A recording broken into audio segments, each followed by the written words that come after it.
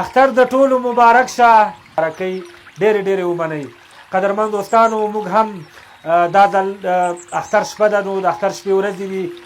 په دې د اختر شپه کې موږ راغلي یو د ښار او بازار له شوره لرې د پغمان د ارغندي په سیمه کې یو ښکلي باغ ته راغلي یو، تر څو له دغې فضا هم خوند واخلو او همداشان له بزګر صاحبانو سره دوستان لخوا سره د راتګ ته د زړه له کومې خیر مقدم او ښه راواستویمه.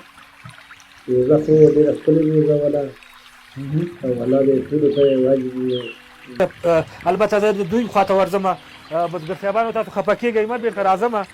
شیخ صاحب چون لږ تکلیف لري، د دوی خواته ورځم. دوی سره به چې دوی باندې دغه شپې ورځې روژې په خیر تېرې شوي او اختر په خیر باندې تېر شي، نو راټول شوی هغه مو دوی ته رسولی دی، نو چې زموږ دوی لاس ته رسېږي. د دوی د حاصلاتو په اړه که راته ووایي چې دوی په دې اختر کې هېوادوالو ته څه خدمات عرضه کوي. لیدونکو، دا وه د بزګر دیره چې د کوچني اختر په مناسبت مو تاسو ته جوړه کړې وه. قدرمن بزګر صاحبانو نه هم ډېره زیاته مننه.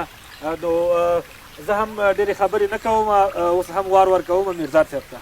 ډیره مننه میرزاد صاحب. قدرمنو لیدونکو، زړه خو نه کېږي چې د دغې کلیوالو نه د دغې وطنداران ټول ستړي مه شئ، هر کله راشئ، په خیر راغلی. ډیره ډیره مننه مننه مننه مننه.